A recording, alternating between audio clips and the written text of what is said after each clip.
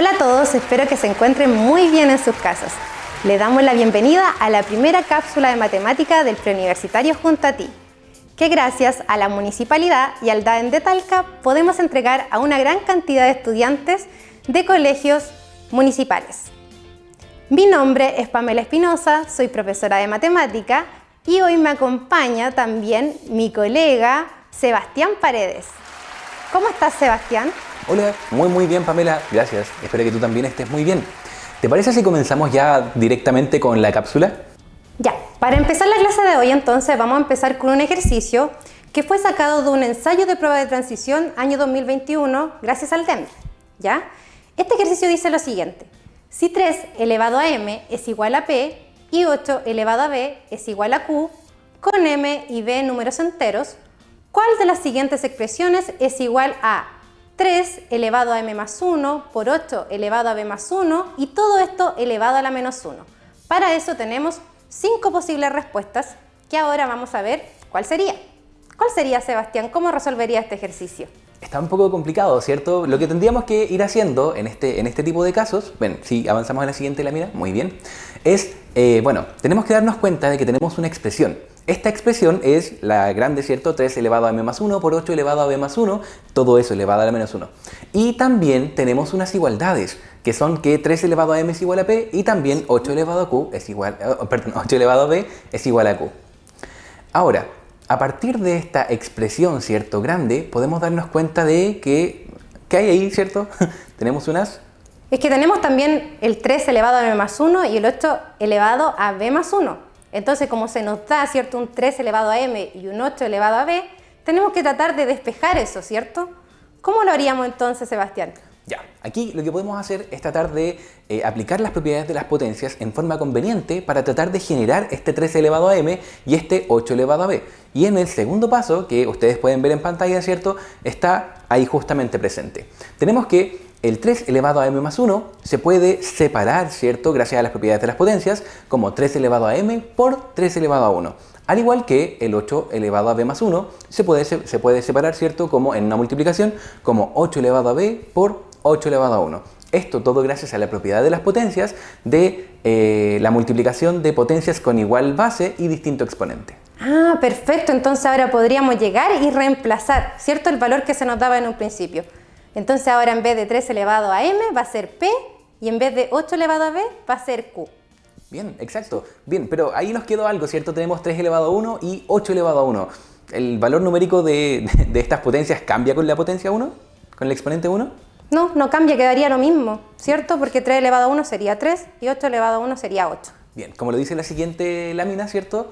Entonces, por lo tanto, la expresión 3 elevado a m más 1 por 8 elevado a b más 1 va a quedar reducida, ¿cierto?, a la multiplicación 3 por 8 por p por q. Bien, y todo eso no podemos olvidar nunca que está siendo elevado a la menos 1. Ah, entonces no podríamos dejarlo así porque tenemos elevado a menos 1 y ahí también podemos aplicar otra propiedad de las potencias. ¿Cuál sería, Sebastián? En este caso, la propiedad de las potencias que utilizaríamos, ¿cierto?, sería la de la base. En este caso tenemos una base que no sabemos si es que es positiva o negativa, ya que nos dijeron que son números enteros, pero sí sabemos que el exponente es negativo. Entonces, lo que hace este exponente negativo es que ocupa o transforma nuestra expresión de la base con su recíproco. O sea, como sabemos que lo vamos a trabajar como números enteros, vamos a decir que el recíproco de un número entero siempre es 1 sobre el número entero. Sí, o también lo podríamos ver como que esta expresión está partida en 1, lo tomamos como una fracción y luego lo invertimos. También podríamos tomarlo de esa forma. Claro. ¿Sí? Bien. Ya, sí. Perfecto. Entonces la alternativa correcta sería la B. B, ya. Súper bien. Entonces, ahora nos dimos cuenta que este ejercicio, ¿cierto?, ocupamos mucho las potencias, pero a lo mejor ustedes en sus casas, ¿cierto?, me podrán decir, ¿pero qué son las potencias y cuáles son esas propiedades que ustedes ocuparon ahora? Entonces, para eso las vamos a ver a continuación. Bien. Primero que todo vamos a ver la definición de una potencia, ¿cierto? Dice que una potencia corresponde a multiplicar por sí mismo un número una cierta cantidad de veces. ¿Ya? Bueno, entonces siempre cuando hemos visto potencia, yo creo en el colegio, ¿cierto?, aparece un número grande, ¿cierto?, que este sería nuestra base. Como lo dice la siguiente lámina. Sí, como le dice la siguiente lámina, ¿cierto? Y tenemos también un número pequeñito arriba, ¿cierto?, que sería nuestro exponente. Y al resultado de nuestra potencia se le llama potencia. Sigamos, la siguiente lámina.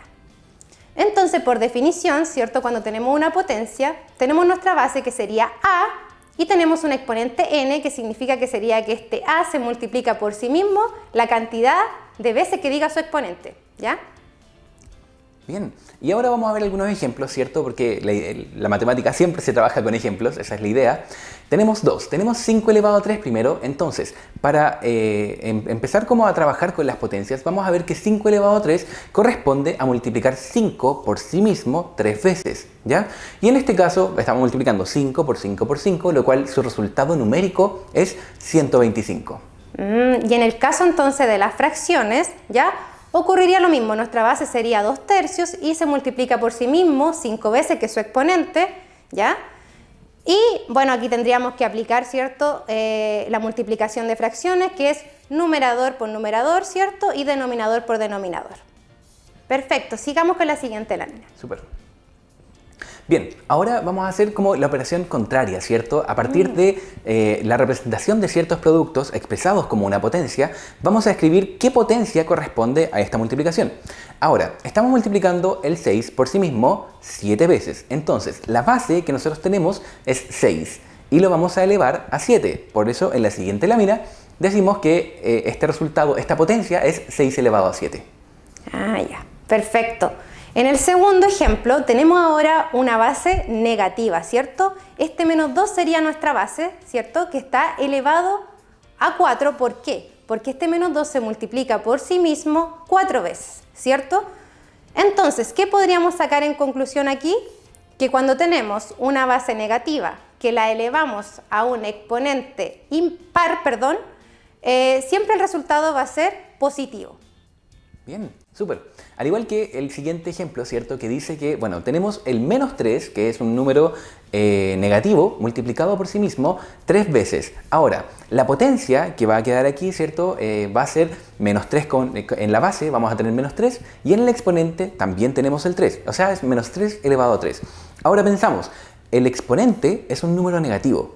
Entonces, cuando pase este tipo de situaciones, en la siguiente lámina lo vamos a poder ver, ¿cierto? Esto va a ser, siempre es un número negativo. Cuando una potencia tenga base negativa y el exponente sea un número impar, el resultado siempre va a ser un número negativo. O sea, podríamos sacar por conclusión que cuando tenemos una base negativa tenemos que fijarnos muy bien si el exponente es par o impar. Y que cuando sea par, siempre el resultado va a ser positivo y cuando sea impar, va a ser siempre negativo. Esto es por la multiplicación con números enteros, ¿cierto? Súper, bien. Muy bien, entonces, ahora lo que vamos a comenzar a hacer va a ser tratar de resolver, vamos a resolver problemas, de hecho, con potencias y a medida que vayamos resolviendo vamos a ir conociendo las propiedades de las potencias que vamos a ir utilizando.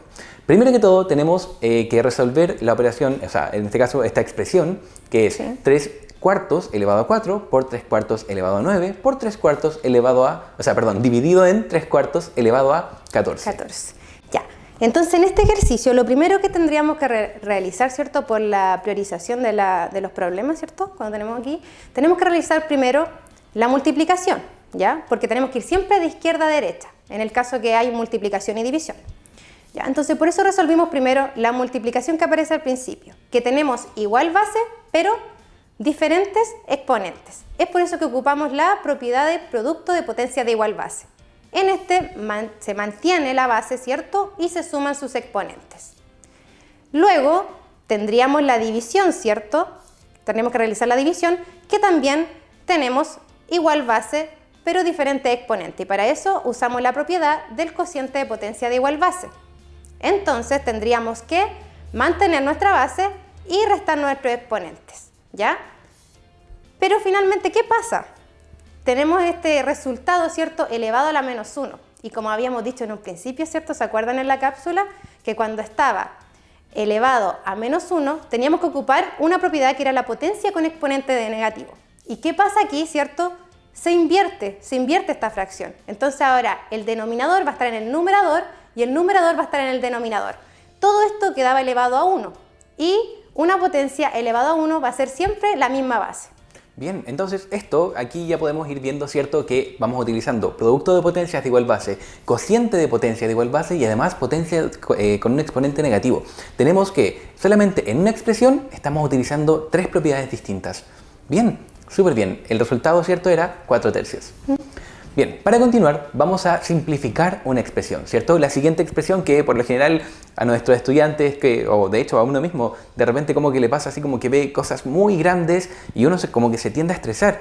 Pero si comenzamos a pensar en que esta expresión es algo que nosotros podemos resolver de una manera muy sencilla, nos va a resultar muy fructífero. Bien, para esto nos damos cuenta que tenemos una potencia de una potencia y en la siguiente diapositiva, ¿cierto?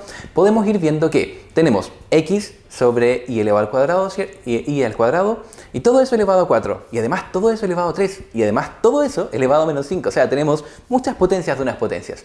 La propiedad, ¿cierto?, de la potencia de una potencia nos dice que cuando tengamos, en estos casos, las potencias se van a ir multiplicando entre sí, ¿ya? Y van a quedar en el exponente de nuestra base inicial. Es decir que este resultado va a ser x sobre y al cuadrado y todo eso elevado a la multiplicación 4 por 3 por menos 5.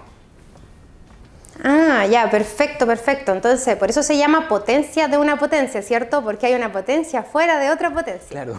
Sí, ya. Entonces, ahora con el resultado que nos dio, después de lo que hizo Sebastián, ¿cierto? Nos quedó toda esta potencia elevada a menos 60, ¿ya? Y si se dan cuenta, ¿qué pasa ahora? Tenemos un exponente negativo nuevamente. Y si se acuerdan, anteriormente vimos la propiedad, ¿cierto? Cuando nuestra potencia tenía un exponente negativo, que dijimos que se cambiaban los roles, ¿cierto? En el numerador iba a estar el denominador y el denominador iba a estar el numerador. Pero ahora va a estar de manera positiva, ¿cierto? Ya. Y ahora, si se dan cuenta, también dentro de la fracción tenemos otras potencias, ¿cierto? Entonces tenemos la potencia de una fracción, ¿cierto? Quiere decir que podemos multiplicar tanto el exponente 60 por el exponente de nuestra y, que nos daría y elevado a 120, y también tendríamos que separar abajo nuestro denominador y multiplicar ese 1 que no lo vemos, ¿cierto? Multiplicarlo por 60 y nos daría nuestra base, en nuestro denominador, x elevado a 60. Y así podemos, de esta manera, ¿cierto?, ocupando las propiedades potencia de una potencia y la potencia de una fracción, pasar, ¿cierto?, de esta expresión gigante que tenemos en la esquina superior izquierda a simplemente tener y elevado a 120 sobre x elevado a 60, que eso sería así la alternativa correcta si es que esto fuera una pregunta de la PSU o de la PTU. Excelente, o sea, ocupamos varias propiedades, ¿cierto?, para realizar estos ejercicios. Sin las propiedades no podríamos realizarlo. Por supuesto. Ya, yo lo cuento, ¿cierto? Ya. Por favor. Vamos entonces ahora con un poco de historia, ¿ya? Miren, hace muchos años atrás, ¿ya? El rey de la India estaba un poco aburrido. Entonces dijo, por favor, tráiganme algo para entretenerme. Entonces fueron todos los que estaban ahí ayudando al rey y se consiguieron al inventor del ajedrez. Vino el inventor del ajedrez y le presentó el juego. Ya, le presentó el juego y el rey quedó pero maravillado con el juego. Entonces le gustó tanto que le dijo a este sabio inventor, le dijo, pídeme lo que quieras y te lo concederé. ¿Ya? Entonces, ¿qué hizo el inventor del ajedrez? Le dijo, mira, te voy a pedir algo. Así como el ajedrez tiene todas estas casillas, yo quiero que me des 2 granos de trigo en la primera casilla, ¿ya? Luego en la segunda me dobles esa cantidad, en la tercera me la vuelvas a doblar y así, ¿ya? Así sucesivamente. La casilla de ajedrez tiene 64 casillas, ¿cierto? Entonces nosotros, ¿qué podríamos hacer aquí, Sebastián? Ya, mira, lo que podemos hacer aquí es comenzar a pensar que como nuestro tablero de ajedrez tiene 64 casillas y en la primera, bueno, el inventor del ajedrez le dijo, ya, dame 2 granos de trigo. En la siguiente tiene que doblarlo, ¿cierto? Nosotros sabemos que sí. 2 por 2 es 4. Bien, ahora, en la siguiente casilla serían 8. Y ahí nos vamos dando cuenta de que aquí comenzamos a trabajar con potencias. ¿Por qué? Porque estamos multiplicando el 2 por sí mismo en la primera casilla solamente una vez. En la segunda casilla la multiplicamos 2 veces. En la tercera, 3 veces, ¿cierto? Y así sucesivamente. Ahora, como el ajedrez tiene 64 casillas, la última casilla, ¿cuántos granos de trigo tendría? Yo creo que ahí estamos ocupando potencia, ¿cierto? Y sería 2 elevado a 64, ¿no, Sebastián? Parece que sí. Veamos la siguiente lámina. Bien, entonces, bueno, aquí estamos especificando, ¿cierto? En la casilla número 1 tenemos 2 granos de arroz. En la casilla número 2, 2 elevado a 2. En la casilla número 3, 2 elevado a 3 granos de arroz. Y en la casilla número 64 vamos a tener 2 elevado a 64, Sebastián. Súper. Que ese sería un número gigante, muy grande, ¿cierto? Entonces, este inventor del ajedrez le había pedido que le diera la suma de todo de lo que había en cada casilla. Entonces se imaginarán que dio un número gigante y el rey casi se cayó de espalda cuando supo que era tanto lo que tenía que entregar que a lo mejor ni siquiera lo tenía para entregar. De hecho, el asesor del rey, esto es como información extraoficial, ¿Ya? Creo que en el momento le dijo que para entregarle esta cantidad de granos de trigo al inventor del ajedrez, tenían que pasar 150 años sembrando trigo y entregárselo todo. Oh, no sabía, esa información no la sabía Sebastián. Sí. Oh, no, entonces demasiado grande el número. Ya, bueno, y damos por finalizada la cápsula de hoy. Espero que les haya gustado, espero que se encuentren muy bien y nos vemos en una próxima cápsula. Nos vemos, Sebastián, también. Nos vemos, que estén muy bien, cuídense mucho. Adiós. Adiós.